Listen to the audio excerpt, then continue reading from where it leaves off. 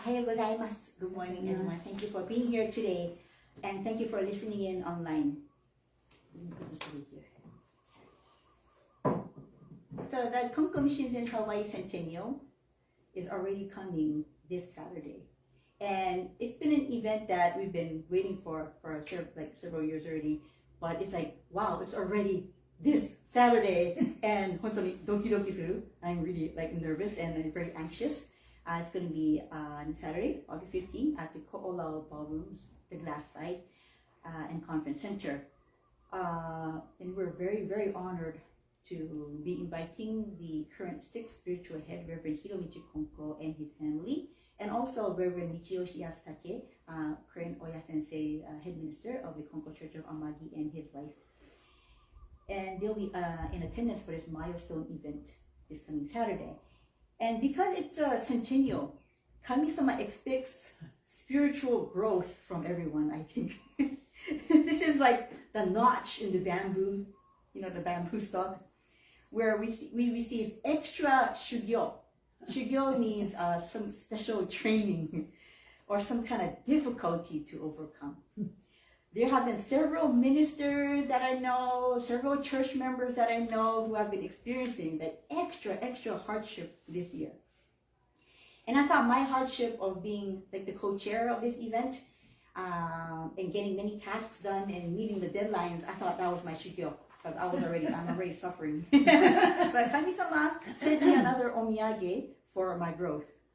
And I know I mainly talk about my okage and all the good stuff that's been happening, and I really try to stay away from talking about my problems. But I'm going to be honest today. And the Centennial, for the Centennial entertainment portion, we're going to be performing a hula dance. And for many Centennials we've had in the past, we grouped up, we teamed up, and we presented a hula as an offering. But for some reason, this Centennial hula practice has been the most difficult hula practices I've ever been to in my whole life. I'm not gonna lie.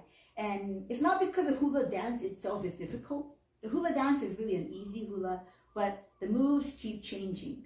Almost every practice, there's some slight modification from the last practice, and we have to keep changing it every practice. And there seemed to be no consistency. And before I went to the mainland in July to San Francisco and to Canada, we were already several practices in. So before I went to the mainland, we had one practice, and during that practice, we were told, perfect. So I was determined that this is the perfect version, so I'm going to keep practicing it in my head and on my free time. But when I was in the mainland, I got a text from one of the dancers saying, it changed again, the moves changed again. And I was really frustrated. I was like, what? Again? And I'm not gonna lie, I texted her back and I said, you know what, I don't want to dance anymore. I quit. It's not worth my time and energy. Then the person who texted me told me that maybe this is a challenge from Kami-sama for my testing my patience. And I even told my parents I was very frustrated. I did otoroke to them.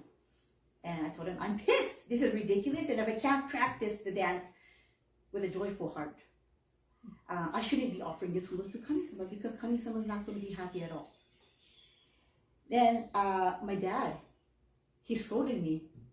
And he told me that all my blessings will be in vain if I quit now. And I was expecting validity of my feelings from my dad, but I received opposite of what I was expecting. And even my mom says, no, ima yameta dame. You can't quit now. You have to keep going. And my dad says, yameru na, odori nasai. Dance, keep dancing. And I was like, how? But I'm so mad I can't dance with a happy heart. Hula's supposed to be fun. It's supposed to be joyful. And if I can't offer that to Kami-sama, then it's going to be a really bad, stinky offering to Kami-sama. And I don't like that idea at all. So came the next practice. But before that, my dad again told me, no matter what, keep going.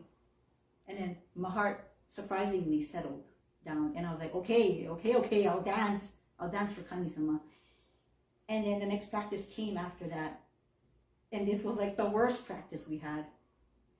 It wasn't just one change, it was like 3 changes. And by that time, and I kept telling the teacher that, it's not the hula that's hard. It's the little changes that we do often that's going to be really difficult. And it kind of like the hardwired dance moves that I had in my head, everything had to be rewired again. And it felt like my brain short-circuited. And to my own disappointment, we had to have an argument. And I just said what was on my mind.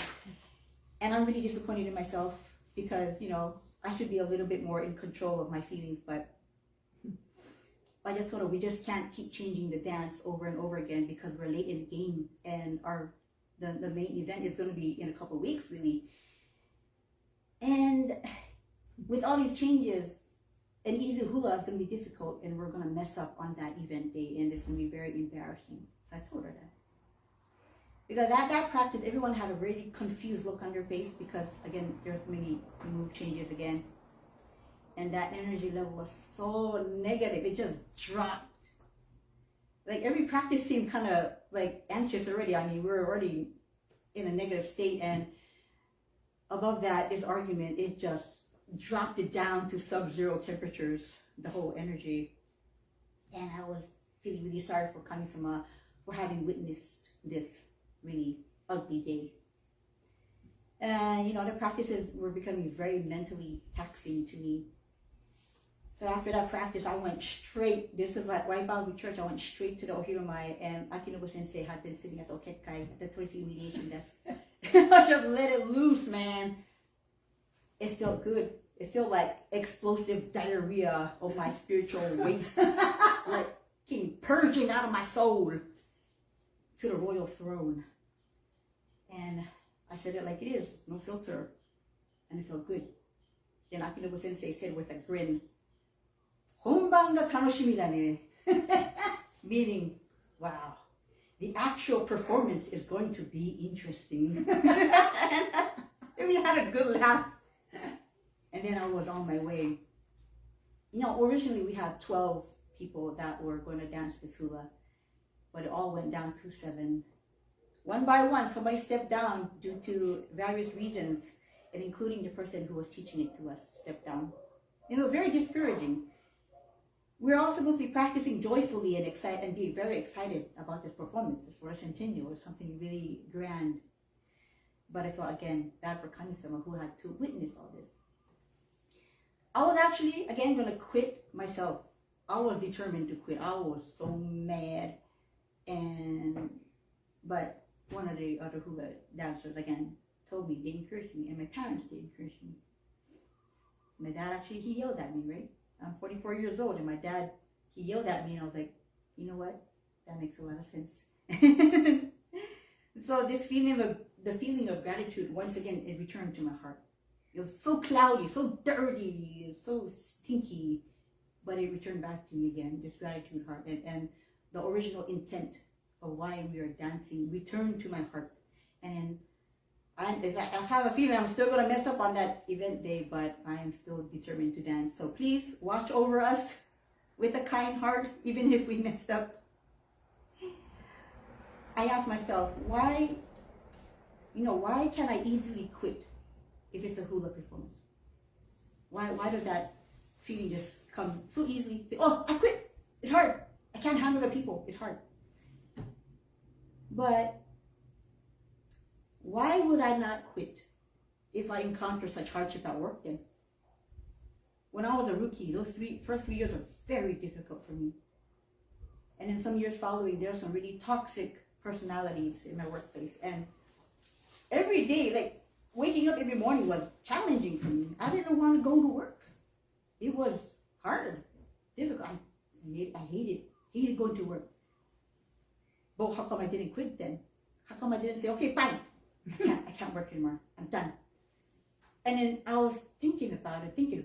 I was like, it's because I get paid. I get paid good.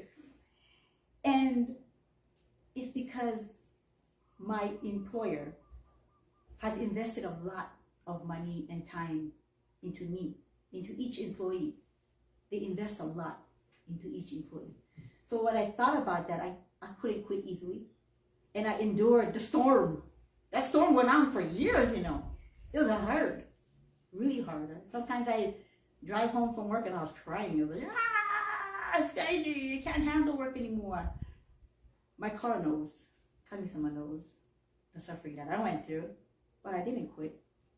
And eventually, that storm passed. That hurricane passed. And now I feel I am working in the most amazing unit. My coworker. It's the same unit now. It's just like the toxicity went away. It's really interesting. I've been meditating about that. And Kami-sama, listen to my prayers. So why do employers invest in their employees? How come? I have to search the many reasons. It's because good employees are one of their most valuable assets.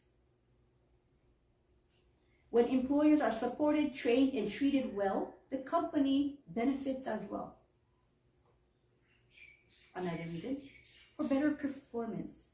Training and education helps employees become more skillful, efficient, and confident. It's also for employee retention.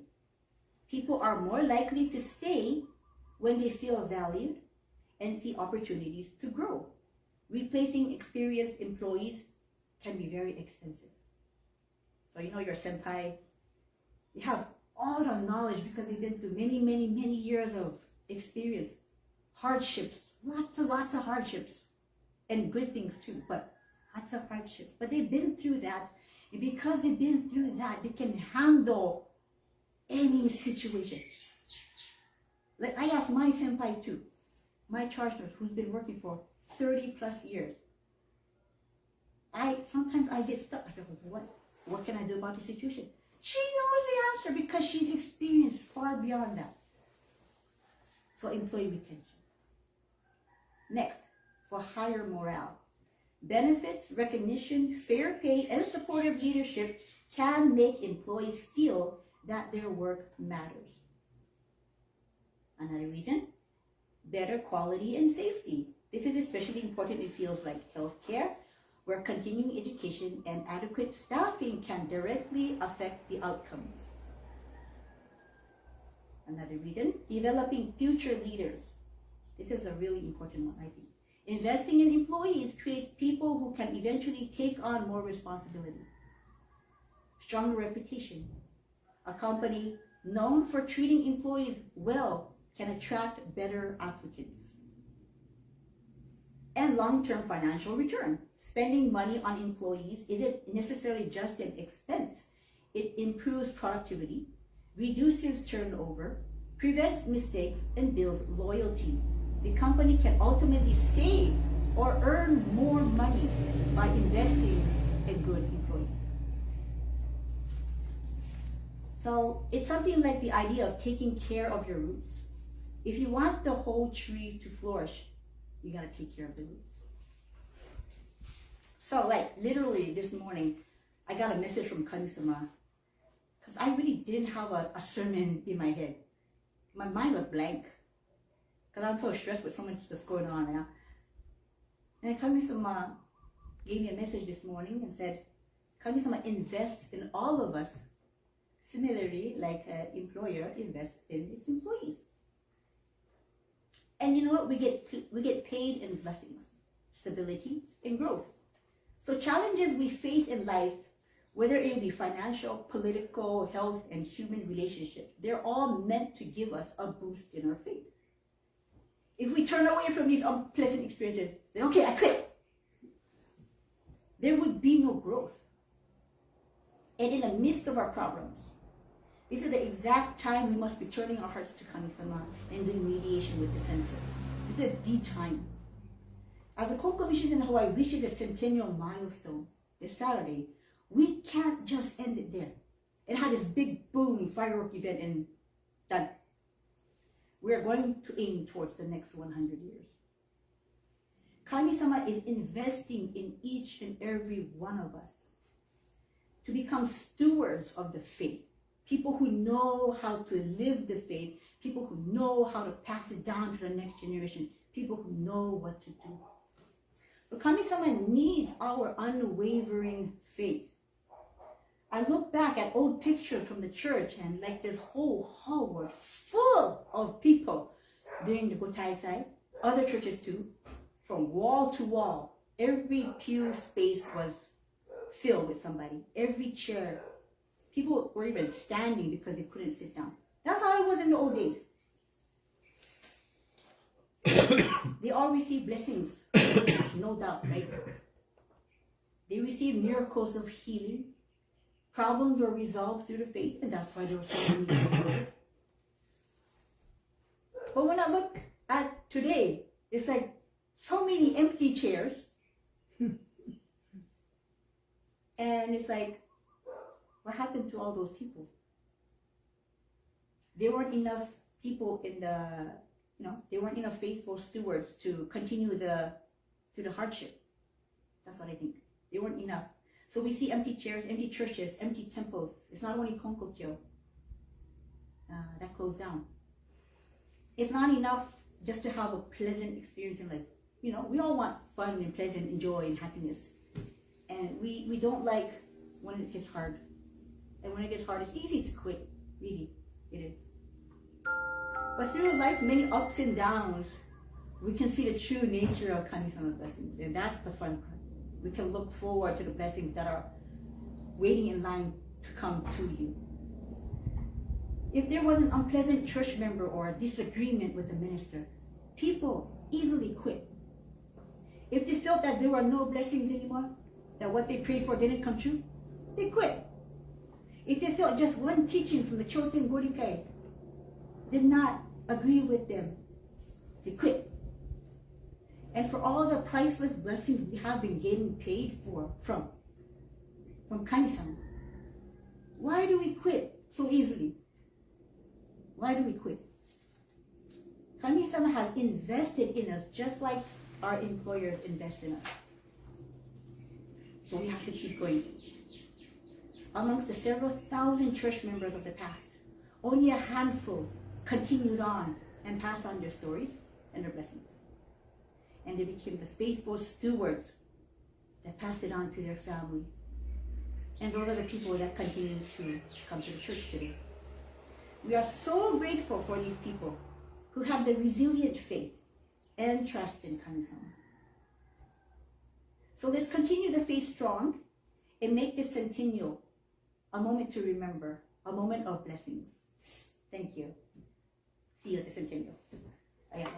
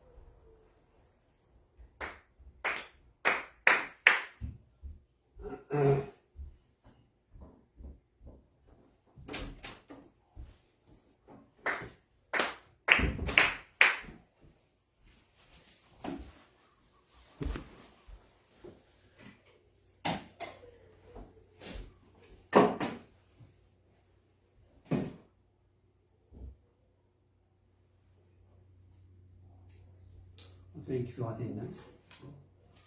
Thank you for message. When I listen to her speech, I remember inside and out, we face Goshima when I received, we come to Hawaii, to Hawaii. On the face of the Goshima, says皆さんね、信心信望のとこ in Japanese. It's kind of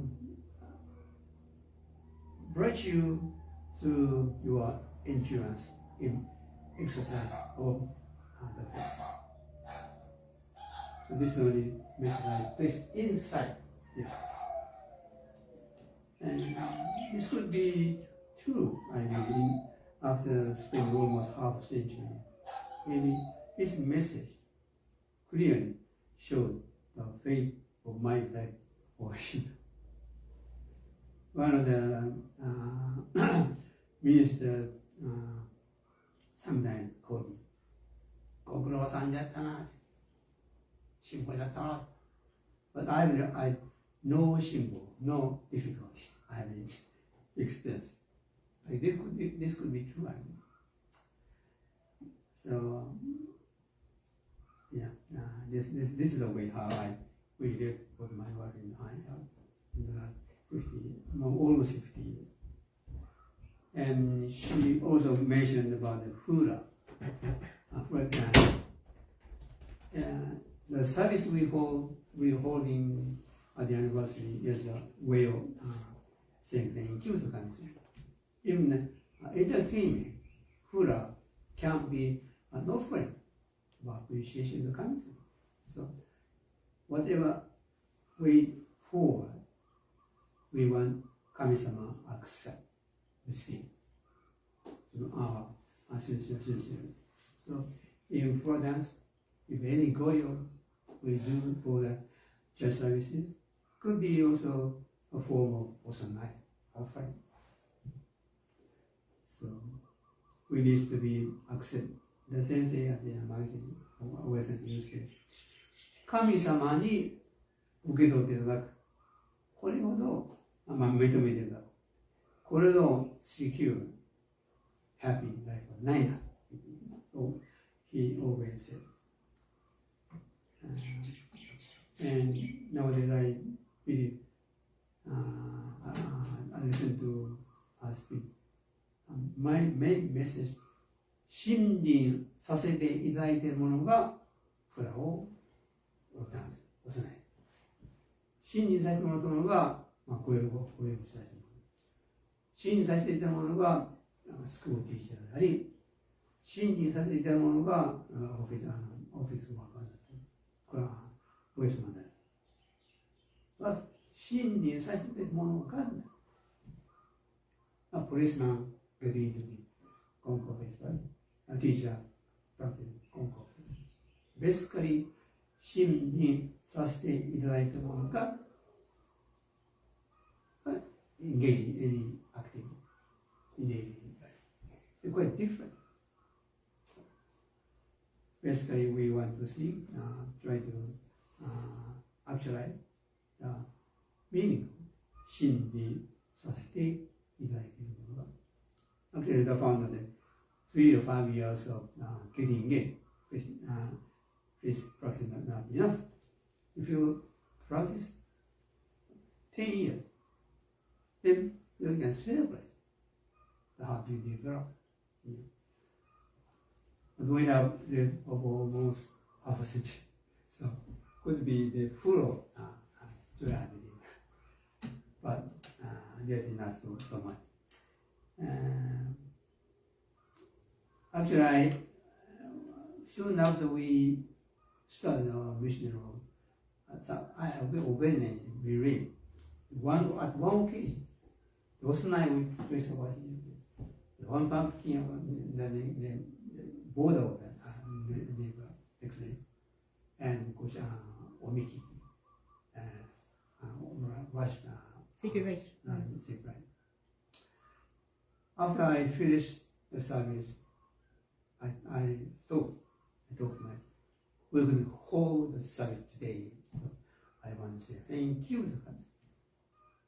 That way I responded to this question. I want to make a visit to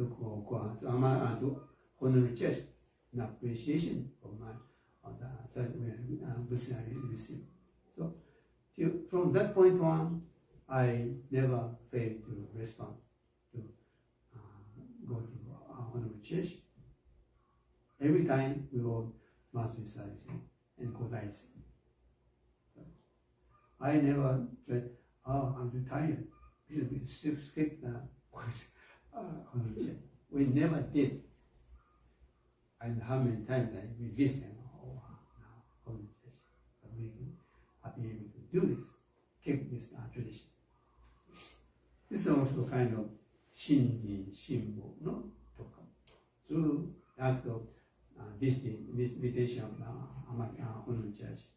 Well, actually, we also make otodaki monthly to Amagi church and go home every month. So this daily, not particular practice can be a source of accumulating talk. If we did anything, any services, I'm too tired.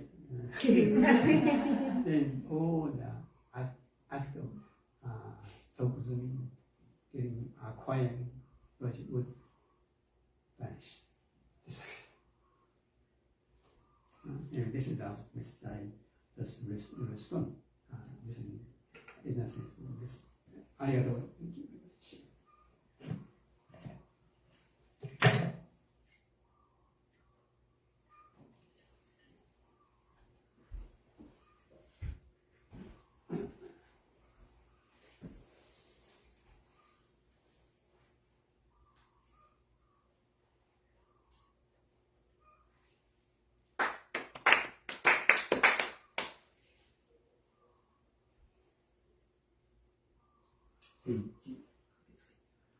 Yami Konko Missions,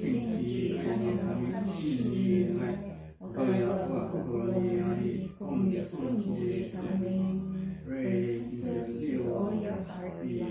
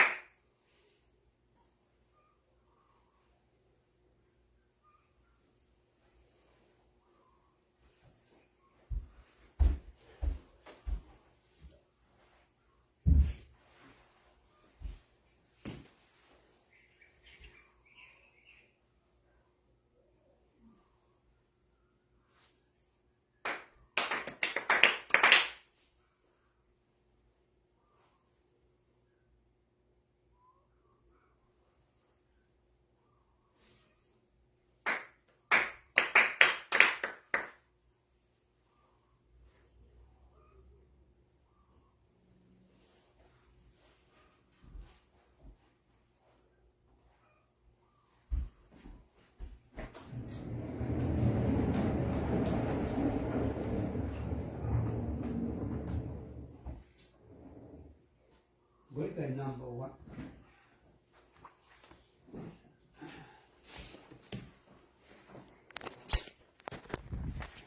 Page 1,063.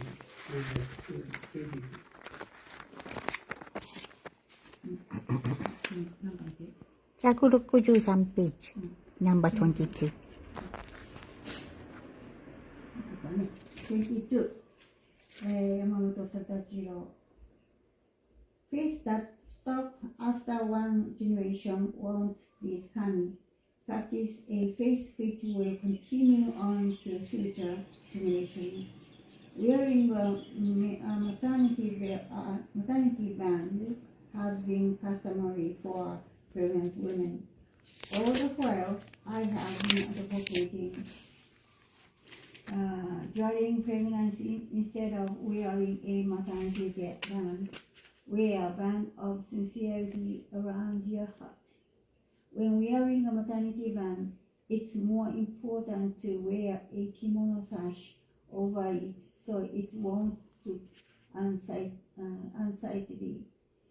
In the same way, a band of sincerity around the heart is more important than a maternity band, especially during pregnancy.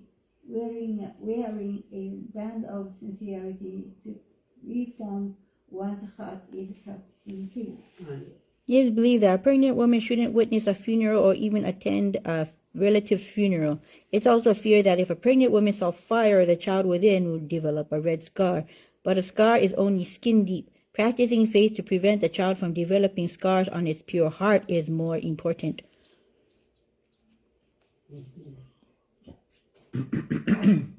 Muito. Oh, many families get along well with their new daughter-in-law, but when she gets pregnant and cannot work as much, oftentimes the family becomes dissatisfied. They start complaining and think only about the work that she should be doing. The family should therefore have her wear a band of sincerity around her heart. Wearing this band of sincerity will compel her to think of giving birth to a good child. This is the same as sewing your clothes diligently while thinking of the special occasion when it will be worn. Number 5. Like the way water conforms to the shape of its container, a person is shaped by his friends, good or bad. The child also is shaped by the mother's womb. Water held by a round container will appear to be round. In a square container, it will appear to be square. The mother should have a sincere heart and work diligently, thinking the child within her is Kami's. She should pay kind attention to her family and continue practicing faith and her education. Then there will be irreverence toward her ancestors, and the country will prosper. She should practice faith on this very day without losing her sincere heart and her will to work every day. Number 6. When her childbirth is imminent, the family tries to keep her away from Kami-sama without realizing that he will bestow blessings. They should consult the lunar calendar for the direction in which she should give birth. Giving birth, it has been customary for the mother to lean on something without lying down or extending her legs. According to Kami's teachings, leaning on Kami is about pray to gain kind of Kami, and lie down comfortably with your legs extended. And only Konko advocate this now, but doctors also often start advising women to extend their legs and lie down, since it was revealed by Kami there can be no